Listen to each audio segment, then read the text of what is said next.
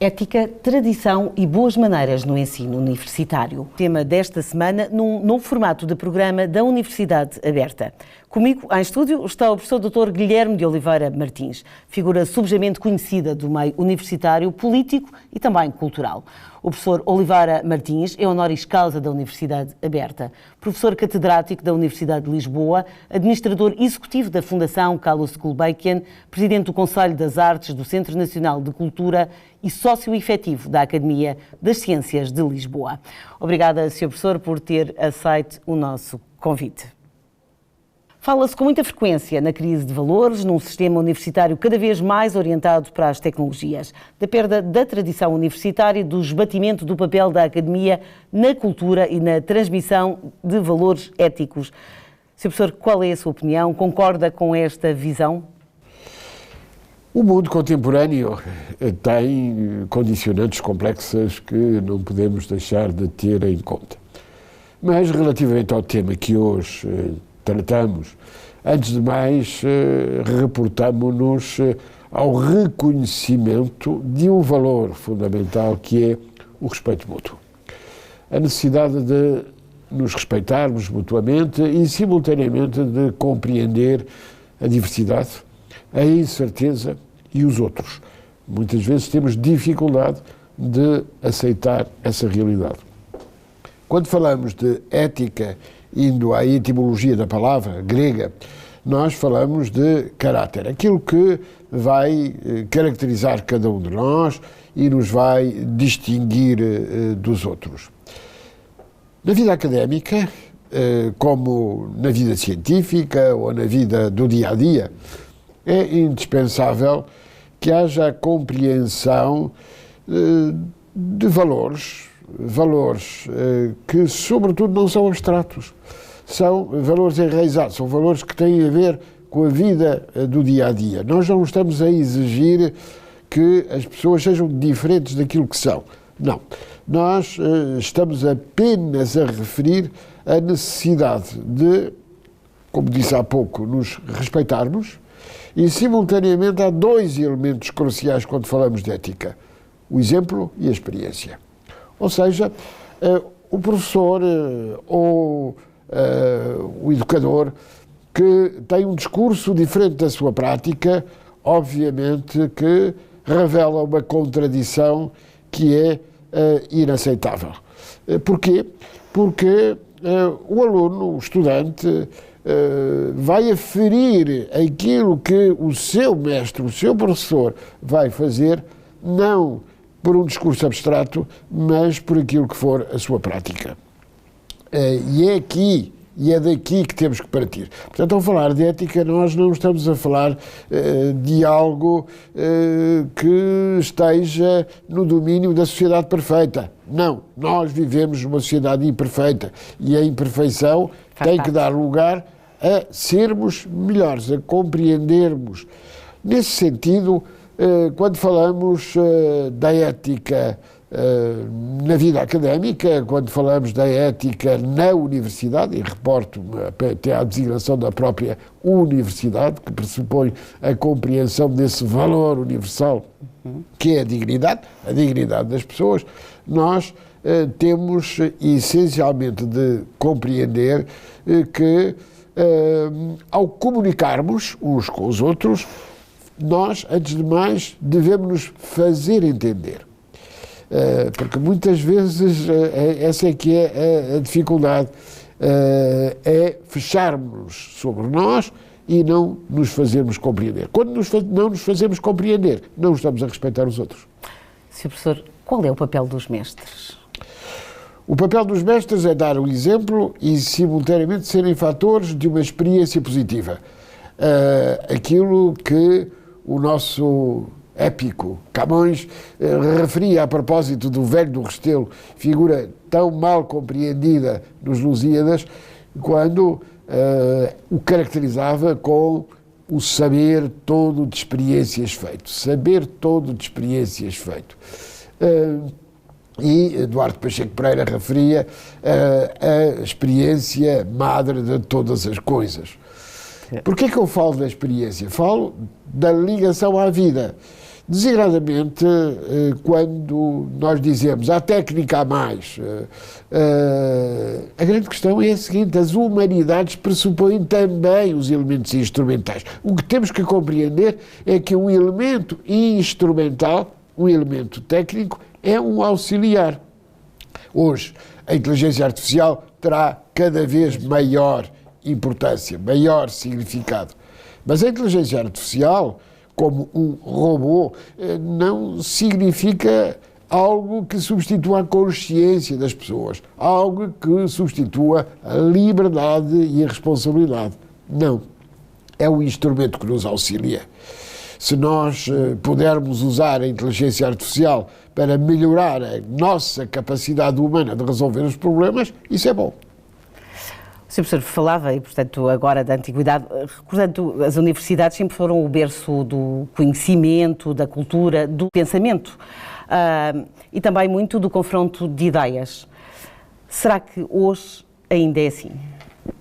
Tem que ser assim, designadamente compreendendo a ideia de diálogo. Tantas vezes nós ouvimos debates nos meios de comunicação social e não são verdadeiras trocas de ideias, são repetições de monólogos. Cada um vai, usando a expressão popular, vender o seu peixe, mas não ouve sequer o que o interlocutor diz.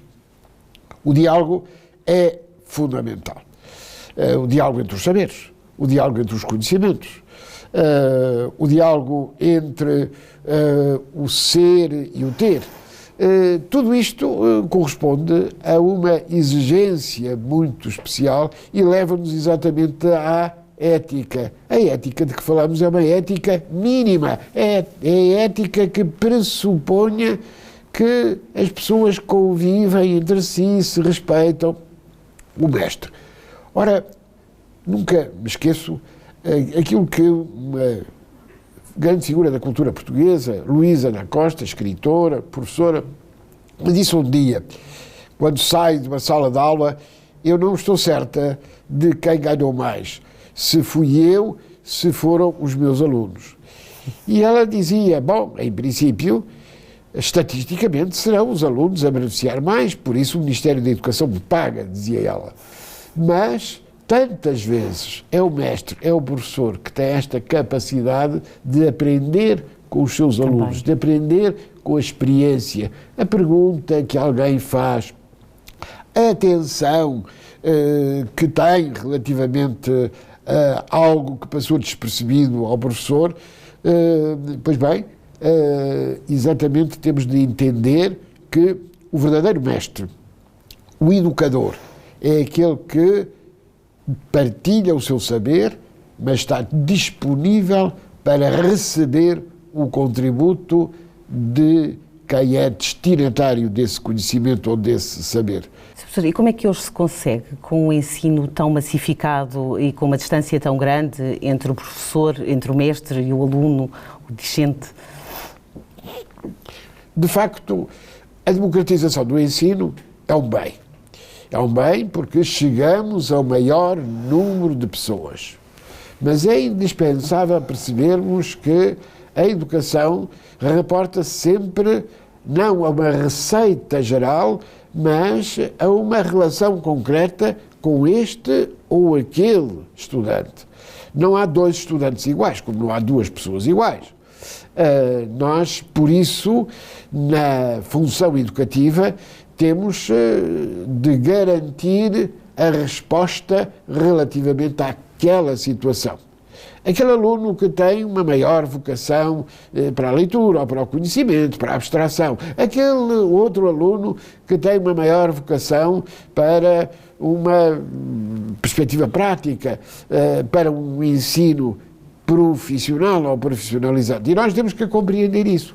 Há massificação, é verdade, temos que contar com ela, mas é indispensável garantirmos maior exigência, maior rigor. Por isso a avaliação. A avaliação não é só dos estudantes, É a avaliação das escolas, é a avaliação dos docentes e dos professores, e ao falar de avaliação estamos, no fundo, a ver que resultados obtemos, mas esses resultados não são meramente económicos ou contabilísticos. Não, esses resultados são pessoais, têm a ver com o reconhecimento da dignidade. Qual é a distinção entre um país atrasado e um país desenvolvido? O país atrasado não favorece a aprendizagem.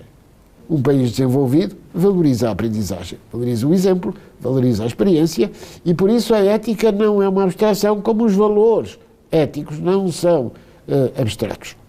Quando eu, naturalmente, sou compreensivo relativamente àquele que está ao meu lado, meu colega, meu mestre, meu discípulo, meu familiar, eu não estou a fazer mais do que reconhecer a importância do outro, que é, afinal, a outra metade de mim. Nós, sozinhos, não somos capazes de resolver os problemas fundamentais perante os quais nos encontramos. E depois a grande questão, que é saber o que é mais importante, a pergunta ou a resposta. O meu velho amigo e saudoso amigo, o professor Agostinho da Silva, dizia assim: o importante são as perguntas. É verdade. Porque é das perguntas que vem exatamente o próprio desenvolvimento da capacidade educativa. Precisamos de respostas? Sim, precisamos de respostas. Mas as respostas nunca são definitivas. As respostas, vemos bem, numa sociedade complexa como aquela em que vivemos, as respostas que eram dadas no século XVIII não serão, porventura, as mesmas que hoje, no século XX, XXI, podemos dar. Não. Por isso, a importância de sermos capazes de perguntar e sermos capazes de encontrar as respostas adequadas a cada momento. Sr. Professor, passámos por várias instituições universitárias, umas mais consideradas tradicionais e outras mais modernas. Em todas elas, a aparência dos estudantes era idêntica, sem formalismos ou códigos de vestuário. Quando entrevistados, a maioria referiu que na universidade só os conhecimentos científicos e tecnológicos lhes são transmitidos, sem exigência de aparência ou menção a valores. Convidava agora a vermos estes testemunhos. Os professores ensinam só a parte técnica ou ainda se fala um bocadinho mais sobre valores neste seu curso? Não, é somente a parte técnica, teoremas, demonstrações, resultados teóricos, só isso. Sim, claro que se fala sempre de alguma ética, de alguns valores, mas não é algo muito aprofundado. Mas sim, tem uma certa componente. Sim, então aqui a gente vê uma formalidade maior, a figura do professor perante os alunos.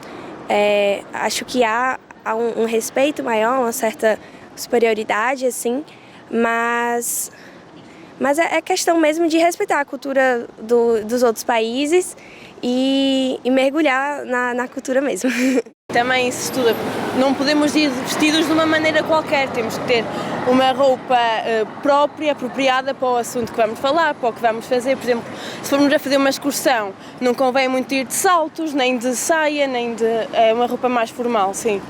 Com muita pena minha, não. Eu sou treinador de rugby e tenho a sorte, eu próprio tento desenvolver isso com essas crianças e com esses adolescentes onde estou. Sr. Professor, quer comentar estes testemunhos? Começo por comentar este último testemunho relativamente a alguém que tem a ver com o desporto.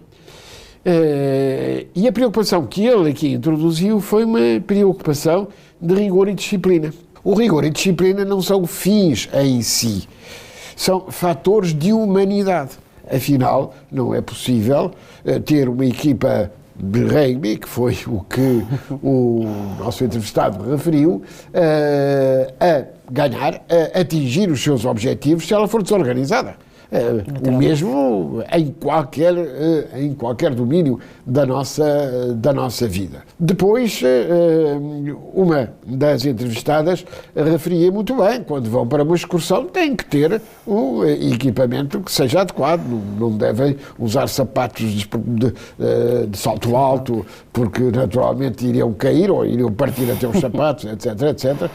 O que é que isto significa? Significa que tem que haver uma adequação relativamente àquilo que é exatamente a organização, uma organização. Mas não criar condições para que se invertam os valores, ou seja, para que o aspecto formal se torne mais importante do que o aspecto substancial. Não. Os dois aspectos têm que ser vistos articuladamente, daí eu ter logo referido no início que falar de ética é falar do caráter, é falar do modo como cada um vive, cada um respeita o outro, e daí não cair em situações que correspondem, afinal, a uma inversão. Tornar o formalismo mais importante do que a substância, como é evidente. E, portanto, temos que respeitar códigos, com certeza que sim, mas aí temos que os conhecer, não é? E, portanto, perceber exatamente qual é o código, o que é que está em causa, mas não inverter a consideração das coisas, esquecendo que os valores éticos valem não pela formalidade, mas pelo modo como permitem melhor relacionamento, melhor respeito entre as pessoas. Essa é que é a questão. Formas de tratamento na relação entre as pessoas. O que é que isso significa? Apenas a demonstração do respeito mínimo, da consideração que as pessoas nos merecem. A ideia de consideração. Se eu estou a falar com o meu avô, com o meu pai, com naturalmente que nos merece o respeito.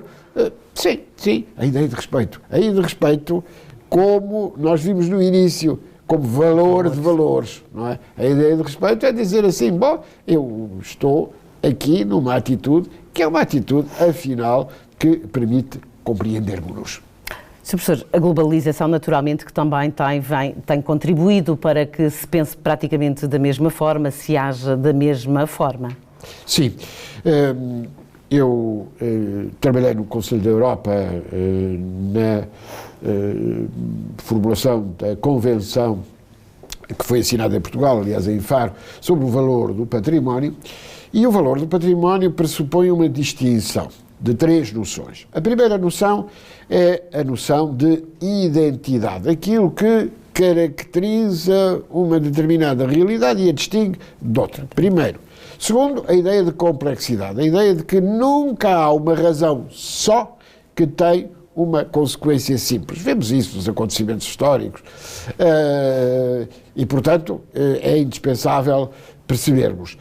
Por outro lado, a necessidade que temos de garantir o pluralismo, a diversidade. E, portanto, o que é que significa a globalização hoje?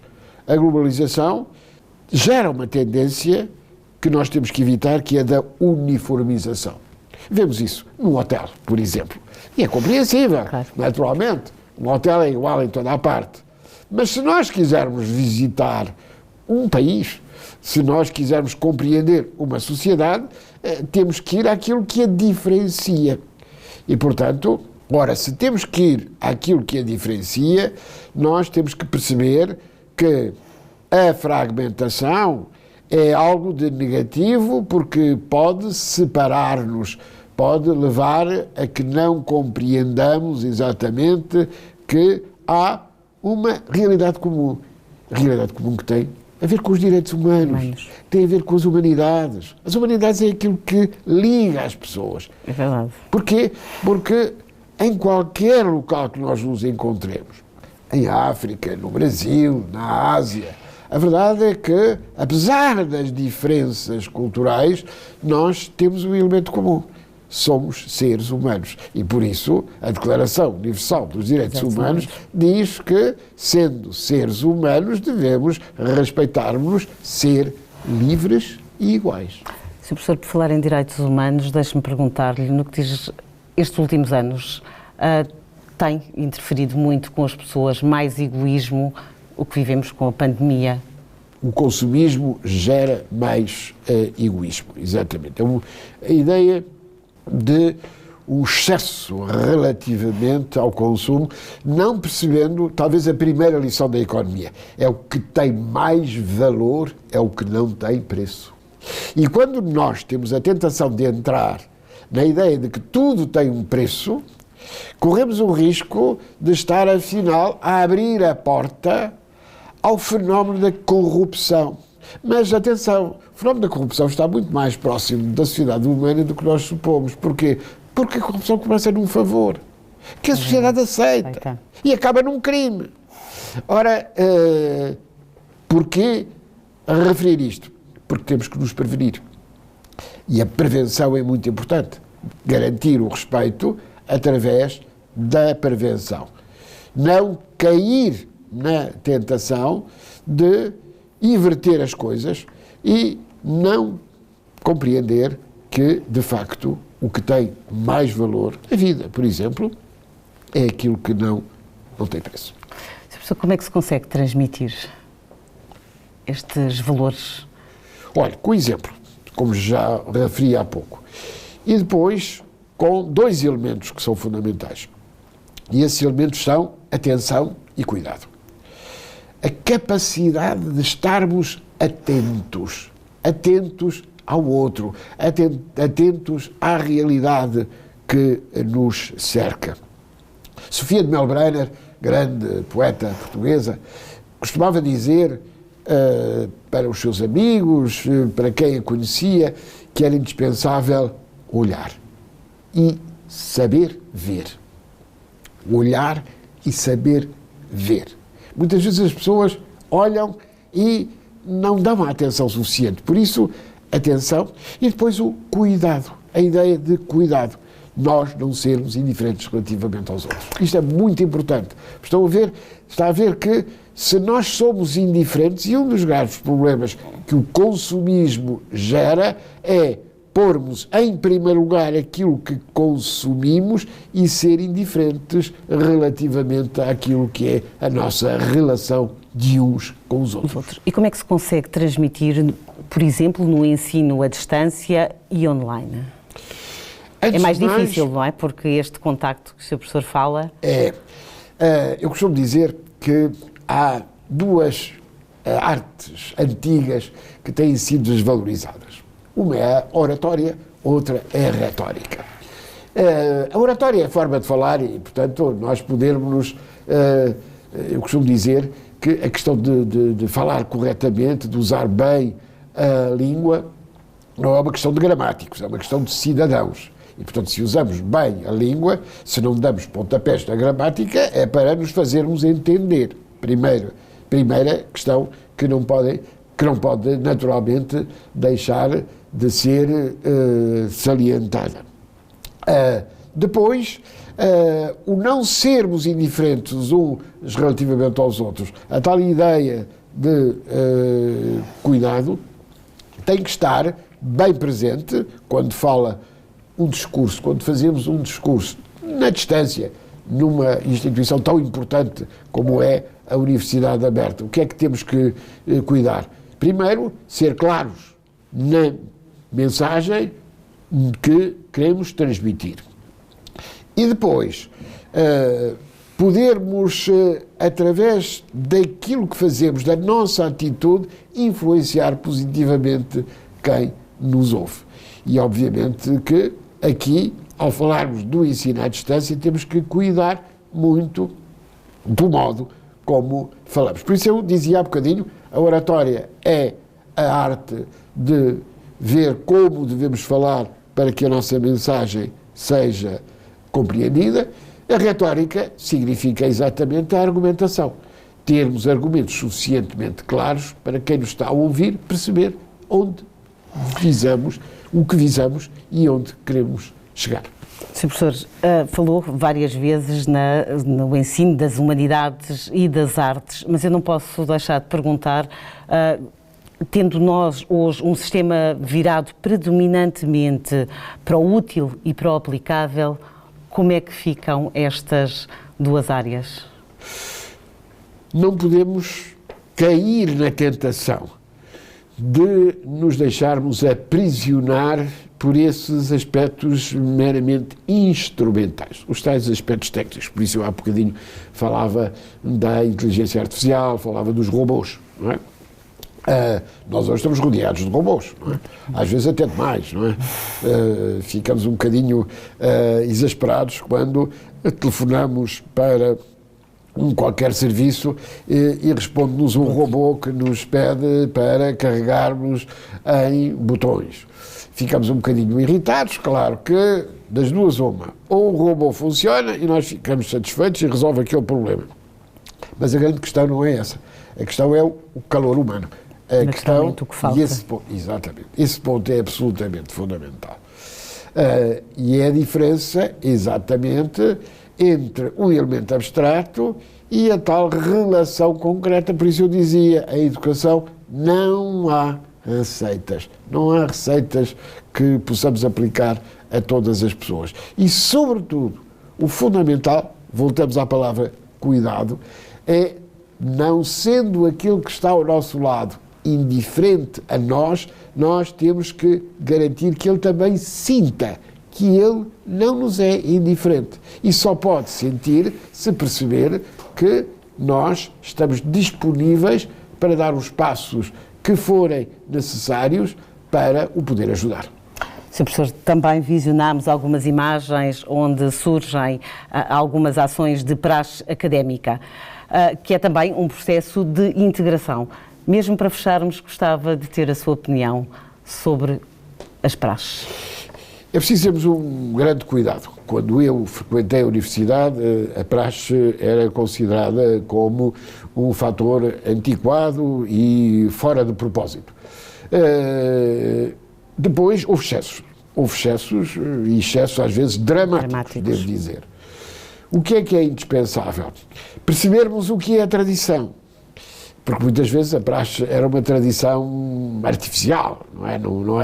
Não era uma tradição continuada. E, portanto, aí temos que distinguir o que é boa tradição e uma tradição não positiva. Tradição é uma transmissão. E, portanto, a sociedade é sempre uma sociedade que se faz com tradição e modernidade. Sempre. Nós temos que compreender, quando lemos Fernando Pessoa, por exemplo, ou lemos os poetas de Orfeu ou Almada Negreiros, e Almada Negreiros disse-nos isso tantas vezes, que, sendo um modernista, eles eram modernistas, eles eram pessoas orientadas para o futuro, mas não esqueciam aquilo que era a recessão das gerações anteriores. Por isso, Humberto Eco dizia: nós todos somos anões às cavalitas dos gigantes. Quem são os gigantes? Aqueles que nos antecederam. Porque nós não inventamos nada, mesmo no domínio científico. Falamos das teorias da relatividade.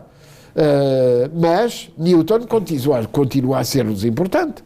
Como Pascal, como os filósofos da antiguidade, Platão, Aristóteles.